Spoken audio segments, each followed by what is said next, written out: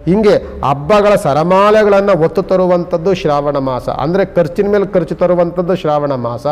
ಖರ್ಚು ಎಷ್ಟು ಮಾಡ್ತೀವೋ ಲಾಭವನ್ನು ಅಷ್ಟೇ ಕೊಡ್ತಾನೆ. ಪೂಜೆ ಪುನಸ್ಕಾರಗಳಿಗೆ ನಾವು ಜಿಪುಣತನ ಮಾಡಬಾರ್ದು. ಅದರಿಂದ ಸಾಲವನ್ನು ಮಾಡಿ ನೀವೇನು ತುಪ್ಪ ತಿನ್ನಬೇಕಾಗಿಲ್ಲ. ಅದರಂಥ ಸಾಲ ಮಾಡಿ ನಾನು ಪೂಜೆ ಮಾಡು ಅಂತ ಹೇಳಿದಾನ, ನಮ್ಮ ಕೈ ಶಕ್ತಾನುಸಾರವಾಗಿ ಆರಾಧನೆ ಮಾಡುವ. ಅದೇ ದಾಸಪ್ಪ ಬರಬೇಕು, ಅಲ್ಲೇನೋ ದೇವ್ರನ್ನಿಟ್ಟು ಒಂದು ಪೂಜೆ ಮಾಡಿ ಗೋವಿಂದ ಗೋವಿಂದ ಅಂತ ಅಂದ್ಬಿಟ್ರೆ ಅಲ್ಲಿ ನಮ್ಮ ಪೂಜೆ ಶ್ರಾವಣ ಮಾಸ ಸಂಪೂರ್ಣವಾದಂತಹ ವಿಷ್ಣುವಿನ ಮಾಸ, ಸಂಪೂರ್ಣವಾಗಿ ಶನೈಶ್ಚರನ ಮಾಸ. ನಮ್ಮ ಕಷ್ಟಗಳನ್ನು ಭಗವಂತನ ಹೇಳ್ಕೊಳ್ಳೋದ್ರಲ್ಲಿ ಇನ್ನಾರ್ಥ ಹೇಳ್ಕೊಳಕ್ಕಾಗತ್ತೆ. ಆದ್ದರಿಂದ ಶ್ರಾವಣ ಮಾಸ ಬಂದಿರುವಂಥದ್ದೇ. ಶ್ರೀ ಗುರುಭ್ಯೋ ನಮಃ. ಶ್ರೀಮತೆ ರಾಮಾನುಜಾಚಾರ್ಯಾಯ ನಮಃ. ಲಕ್ಷ್ಮೀನಾಥ ಸಮಾರಂಭಂ ನಾದಯಾಮುನಮಧ್ಯಮ ಅಸ್ಮದಾಚಾರ್ಯ ಪರ್ಯಂತ ಮುಂದೆ ಗುರು ಪರಂಪರಾ. ಯೋ ನಿತ್ಯಮಚ್ಯುತ ಪದಾಂಬುಜಯುಗ್ಮರಕ್ಮಂ ವ್ಯಾಮೋ ಅಸ್ತಿತರಾಣಿ ತೃಣಾಯ ಮೇನೆ ಅಸ್ಮದ್ಗುರೋರ್ಭಗವತೋಸ್ಯ ದಯೈಕ ಸಿಂಧು ರಾಮಾನುಜಸ್ಯ ಶರಣೋ ಚರಣೋ ಪ್ರಪದ್ಯೆ. ವೀಕ್ಷಕ ಬಂಧುಗಳಲ್ಲಿ ಶ್ರೀ ಶ್ರೀನಿವಾಸ ಗುರು ನಮನಗಳನ್ನು ಸಲ್ಲಿಸುತ್ತಾ, ವಿಶೇಷವಾದಂತಹ ಸಂಚಿಕೆ ಏನಂತಂದರೆ ಶ್ರಾವಣ ಮಾಸ ಬಂತು ಅಂತ ಅಂದರೆ ಭಗವಂತನ ಉಪಾಸನೆಯ ಮಾಸ ಅಂತ ವಿಶೇಷವಾಗಿ ನೋಡಿ. ಶ್ರಾವಣ ಮಾಸ ಆಗಸ್ಟ್ 13ನೇ ತಾರೀಕು ನಮಗೆ ಆರಂಭವಾದರೆ ನಂತರದಲ್ಲಿ ನಮಗೆ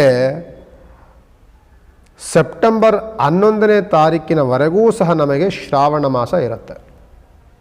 ಈ ಶ್ರಾವಣ ಮಾಸ ಅನ್ನುವಂಥದ್ದು ಮಹಾವಿಷ್ಣುವಿನ ಉಪಾಸನೆಯ ಮಾಸ. ಶ್ರಾವಣ ಅಂದರೆ ಮಹಾವಿಷ್ಣು, ಶ್ರಾವಣ ಅಂತಂದರೆ ಶನೈಶ್ಚರ, ಶ್ರಾವಣ ಅಂತಂದರೆ ಹನುಮಂತನ ಪ್ರಾರ್ಥನೆ. ಅದರಲ್ಲೂ ಸಹ ಶ್ರೀರಂಗನಾಥನ ಅನುಗ್ರಹವಂತೂ ಅತ್ಯಂತ ಅವಶ್ಯಕ. ಈ ಶ್ರಾವಣ ಮಾಸ ಬಂದಾಗ ಯಾರೇ ವಿಷ್ಣು ಆರಾಧಕರು, ವಿಷ್ಣುದೇವರು ಮನೆದೇವರಿದ್ದರೆ ಮಹಾವಿಷ್ಣುವಿನ ಉಪಾಸನೆ ಮಾಡಲಿಕ್ಕೆ ಅತ್ಯಂತ ಪಾವಿತ್ರತೆಯ ದಿನ ಯಾವುದು ಅಂತ ಅಂದರೆ ಶ್ರಾವಣ ಮಾಸದ 1 ತಿಂಗಳ ಕಾಲದ ಒಂದು ಉಪಾಸನೆ.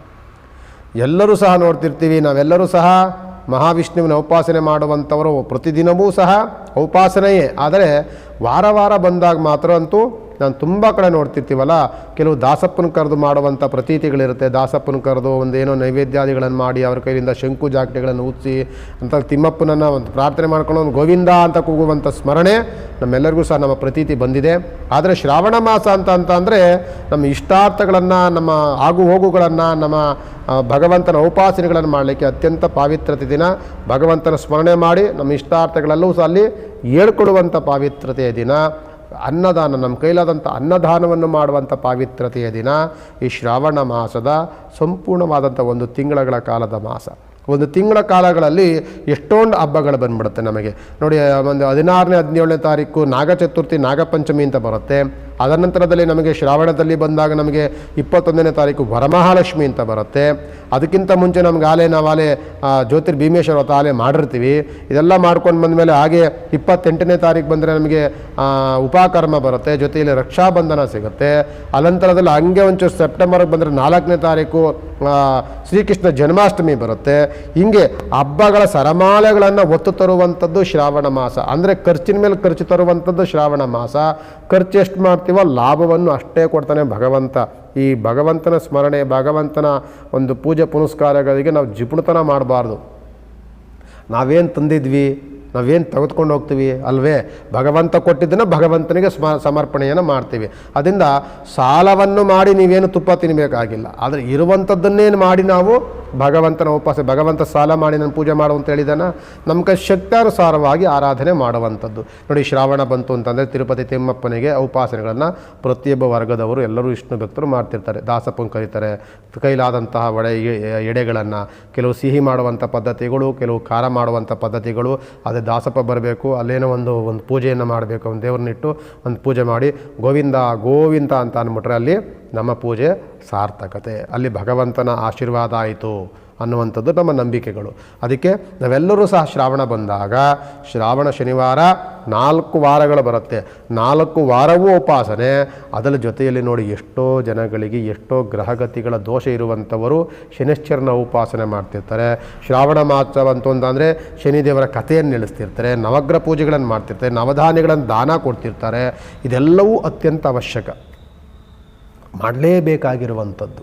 ಎಷ್ಟೋ ಜನಗಳಿಗೆ ನೋಡಿ, ನೀವು ತೆಗೆದುಕೊಂಡ್ರೆ ಈಗ 7.5 ಶನಿ ದೋಷ ಇದೆ, ಅಷ್ಟಮ ಶನಿ, ಪಂಚಮ ಶನಿ ದೋಷಗಳು, ಹೀಗೆಲ್ಲ ಮಲ್ಲೇ ಪದ್ಧತಿಗಳು ಬಂದಿದೆ ನಮ್ಮಲ್ಲಿ. ನಮ್ಮ ಹಿರೀಕರು ಮಾಡ್ಕೊಂಡ್ಬಂದಿರುವಂಥ ಪದ್ಧತಿಗಳು. ಶನೈಶ್ಚರನ ಶ್ರಾವಣ ಬಂದರೆ ಕಥೆ ಓದಿಸುವಂಥ ಪದ್ಧತಿ, ಶ್ರಾವಣ ಬಂದ ಅಂದರೆ ಹೋಮ ಮಾಡುವಂಥ ಪದ್ಧತಿ, ಶ್ರಾವಣ ಬಂತು ಅಂದರೆ ದಾಸಪ್ಪನ ಕರೆದು ಆರಾಧನೆ ಮಾಡುವಂಥ ಪದ್ಧತಿ, ಶ್ರಾವಣ ಬಂತು ಅಂತಂದರೆ ನಮ್ಮ ಮನೆದೇವರಿಗೆ ಹೋಗಿ ಒಂದು ನೈವೇದ್ಯವನ್ನು ಕೊಟ್ಟು ಅಲ್ಲಿ ಆರಾಧನೆ ಮಾಡ್ಕೊಂಡು ಬಂದಿರುವಂಥ ಪದ್ಧತಿ ಇಲ್ಲ ನಾವು ಪದ್ಧತಿಗಳಿದೆಯಲ್ಲ ಅದನ್ನು ಯಾವುದನ್ನೂ ಸಹ ನಾವು ಬಿಡಬಾರ್ದು. ಬಿಟ್ಟಾಗ ಎಲ್ಲೋ ನಾವು ನಮ್ಮ ಸಂಪ್ರದಾಯಗಳಿಗೆ ಚ್ಯುತಿ ತಂದ್ವಾ, ತೊಂದರೆ ಮಾಡಿದ್ವಾ ಅನ್ನುವಂಥ ಭಾಸ ನಮ್ಮನ್ನು ಕಾಡುತ್ತೆ.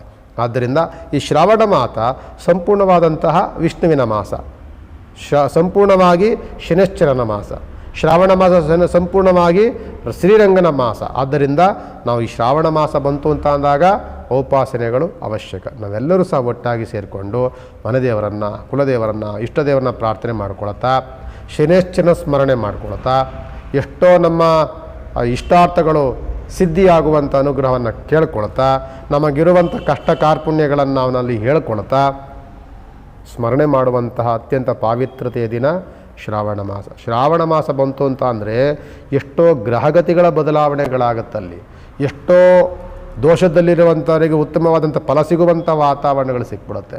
ಆದ್ದರಿಂದ ನಮ್ಮ ಕಷ್ಟಗಳನ್ನು ಭಗವಂತನ ಹೇಳ್ಕೊಳ್ಳೋದ್ರಲ್ಲಿ ಇನ್ನಾರ್ಥ ಹೇಳ್ಕೊಳ್ಳೋಕ್ಕಾಗತ್ತೆ. ಆದ್ದರಿಂದ ಶ್ರಾವಣ ಮಾಸ ಬಂದಿರುವಂಥದ್ದೇ ಸಂಕಲ್ಪ, ಪ್ರಾರ್ಥನೆ, ಪೂಜೆ, ಆರಾಧನೆ, ಉಪಾಸನೆಗೆ. ಆದ್ದರಿಂದ ನಾವೆಲ್ಲರೂ ಸಹ ಶ್ರಾವಣ ಮಾಸವನ್ನು ಉತ್ತಮವಾಗಿ ನಾವೆಲ್ಲರೂ ಸಹ ಬಳಸ್ಕೊಂಡು ನಮ್ಮ ಮನೆದೇವರ ಪ್ರಾರ್ಥನೆಗಳನ್ನು ಮಾಡ್ಕೊಳ್ತಾ, ನಮ್ಮ ಕಷ್ಟಗಳೆಲ್ಲವೂ ಸಹ ಹೋಗಲಾಡಿಸುವಂತ ಕೇಳ್ಕೊಳ್ತಾ, ಇಷ್ಟಾರ್ಥಗಳು ಸಿದ್ಧಿಯಾಗಲಿ ಅಂತ ಪ್ರಾರ್ಥನೆ ಮಾಡ್ಕೊಳ್ಳೋದಕ್ಕೆ ಅತ್ಯಂತ ಶುಭವಾಗಿರುವಂಥ ದಿನ ಶ್ರಾವಣ ಮಾಸದ ದಿನ. ನಮಸ್ಕಾರ.